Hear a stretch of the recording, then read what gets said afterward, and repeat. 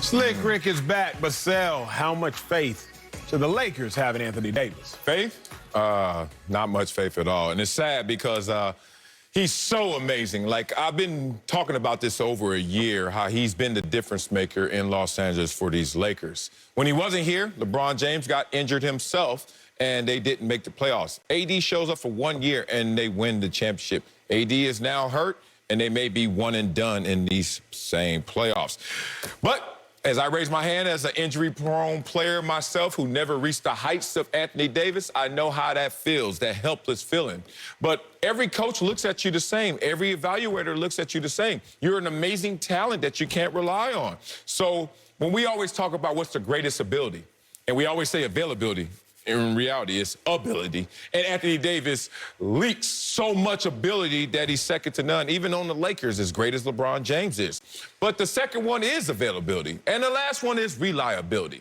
And he's not available, and you can't even have a ton of faith that you can rely on him when it matters most. Because he came to Los Angeles and checked a bunch of bags that all were labeled injury-prone. So now you look at him in the same situation, and history repeats itself.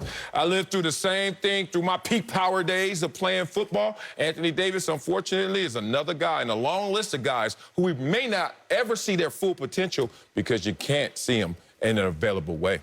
Yeah, I'm with you, Sal. I don't think the Lakers can count on AD. That's short-term, that is long-term. The first thing I think of is this. All great players at the end and latter stages of their careers, they had greater players leading them to championships. Think about the Admiral, David Robinson. When he won his second chip, Tim Duncan was on the back-to-back of his second regular season MVP. I say regular season MVP because in order to win that award, you gotta be present. Think about Kareem. Yeah, Kareem, he won several chips with the Lakers, but he had Magic, who was winning 2 of his 3 MVPs during Kareem's final years playing with the Lakers. But then you got LeBron. And LeBron James is out here doing his thing.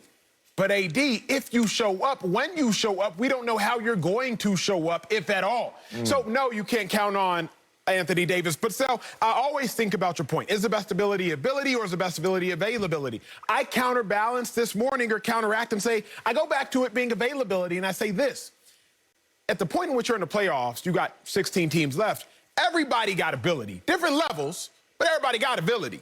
But not everybody is available. The Lakers were going to win the series handedly because Chris Paul was nicked. Now the Lakers look like they about to get eliminated because AD is hurt. Luka and the Mavs were up 2-0, but then Luka gets hurt. Then it gets 2-2. Luka gets healthy, then it's 3-2. The Sixers are holding their breath when Embiid got hurt. It appears to me, at least in this year's playoffs, that availability is what is now dictating the success of teams.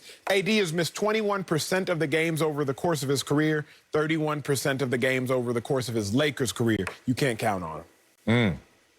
All good points by you, gentlemen. I would say that when you have doubt, that is when you need faith. There's a prayer that talks about it. You have doubt, you need faith.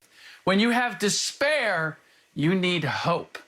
Down 3-2, the conditions that the Lakers find themselves under, we're not in doubt here, gentlemen. We are in despair. And the hope is that you could get Anthony Davis back on the floor and Kentavious Caldwell-Pope. And yes, I will continue saying that second name because I believe he is as important to what the Lakers have been this year, particularly defensively, as any of the other complementary pieces. But here's the reality.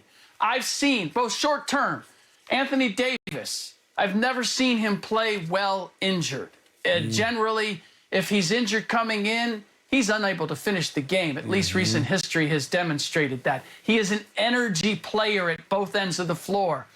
It's not a playing by design that gets him by. It's a matter of his athleticism, certainly his skills, but his ability as a big to run the floor, to hit the boards, to be able to put the ball on the floor. All of that is going to be compromised by his current injury. But in the big picture, I also have concern because I've seen Anthony Davis without LeBron James for 7 seasons in New Orleans, produced 2 playoff appearances. And just for comparison's sake, Kevin Garnett, his first 7 seasons in Minnesota, also didn't have a whole lot around him. And yet he got them to the playoffs 6 out of those 7 years. So if the Lakers are looking at potentially building around Anthony Davis, a guy who on his own couldn't lead you to the playoffs on a consistent basis, just to the playoffs, just to the postseason, I'm not talking about winning series, just simply getting there, then I don't like that bet. And as you guys have mentioned, 9 seasons, only twice has he played more than 70 games in any of those seasons. That's simply not something that I can have faith in terms of building my team around, whether it's in Game 6 or in the long term. Man, you said so much there. You took us to church. You took me to some other topics that we have to address on the show. Who's better, Anthony Davis or Kevin Garnett?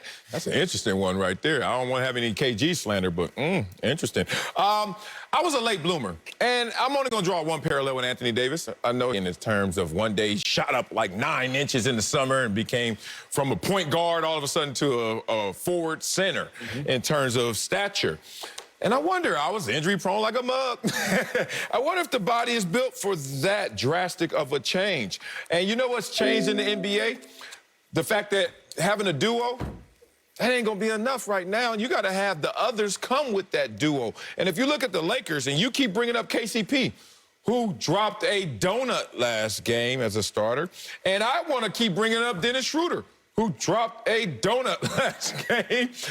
LeBron can't do it by himself. And LeBron is not so much compromised, but selective in terms of how he's going to use himself. So without a running mate, there's no chance. Despair, you can look at this situation, hopeless, whatever you want to term it.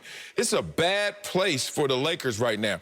You really almost now need a third to be a second when you look at Anthony Davis. Think about it. If you're trying to build a team and you build it around Anthony Davis. You say, LeBron, Anthony Davis, aren't you also hoping you could get someone else because of the lack of availability and reliability of Anthony Davis? My last pushback is, Acho, we can't skip steps here, and you made great points about why you really think it is availability. And I understand that as well, but I think it's almost the counterintuitive way I look at it. If you don't have enough ability, you ain't even gonna be in the playoffs. I don't wanna talk about who's available. Like, we forget how many teams are sitting there in Cancun and doing their own sports shows at home in their basements because they didn't even have enough ability to get to a place where availability matters. But that's just a slight pushback. You bring up a good point in regards to the Lakers need to get another star player. That's the predicament that the Lakers have currently put LeBron in. Yep. If AD is not enough or if AD is not present, now you need another star. And not just another good player, but another player who can couple up with LeBron and get you past a team like the Phoenix Suns. But then LeBron is in the predicament of being Kevin Durant. You know, the guy who can't win a championship unless he's playing with 2 other star players. You know, Marcel is your favorite player. He tried to start it. He tried to start it. Now LeBron is in that predicament where LeBron has won his chips with Dwayne Wade and Chris Bosh, and people tried to slight him for that. Oh, LeBron, too much of a big three. But then we've seen other players form even bigger big threes. James Harden, Kyrie Irving, Klay Thompson, Steph Curry, plus Draymond Green when he was still offensively dominant and competent. But now, if you LeBron James and you need AD, a top 5 player when healthy, and then you need another top 5, top 10 player, you win a chip, you're going to have everybody looking at you like, bro, you needed 2 other top 5 players. It doesn't matter how LeBron wins, he would thus still lose. Yeah, I'm glad that we're adjudicating the previous segment where we talked about LeBron James. I wasn't going to go there, but you guys did. And this is the distinction for where we are right now. You made the comparison of LeBron James and Tom Brady being outliers.